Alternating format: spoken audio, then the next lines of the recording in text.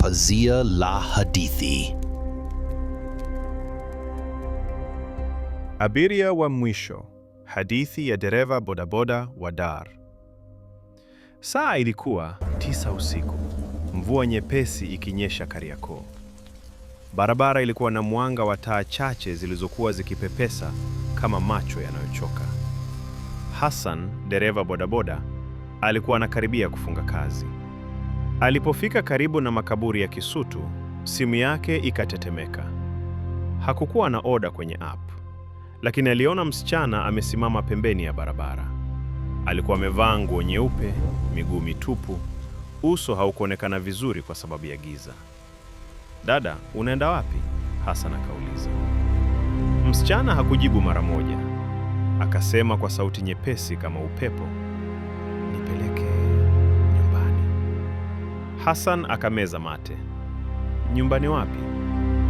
Msichana akaonyesha mkono kuelekea Buguruni, Mnyamani, kupitia njia ya vichochoro. Safari ikaanza. Kadri walivyokuwa wakiingia ndani ya mitaa ya ndani, baridi ikaanza kumvaa Hassan ghafla, na kioo cha bodaboda kikaanza kufunikwa na ukungu.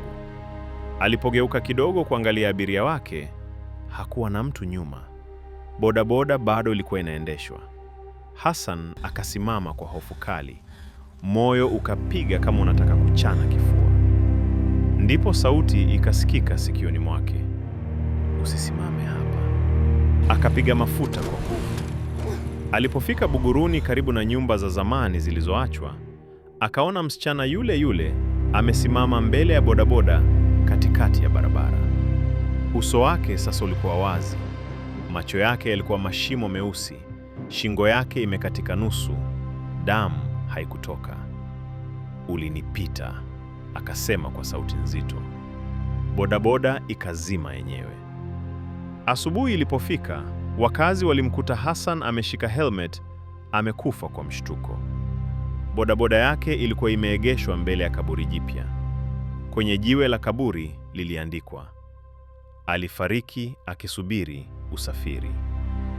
Tangu siku hiyo, madereva wa bodaboda wa Kisutu wakiona msichana wa nguo nyeupe usiku huongeza mwendo, kwa sababu wengine wanasema abiria wa mwisho huwa harudi. Endelea kufuatilia Pazia la Hadithi kwa simulizi nyingine. Usisahau kusubscribe, kushare na kubonyeza alama ya kengele. Hadi wakati mwingine.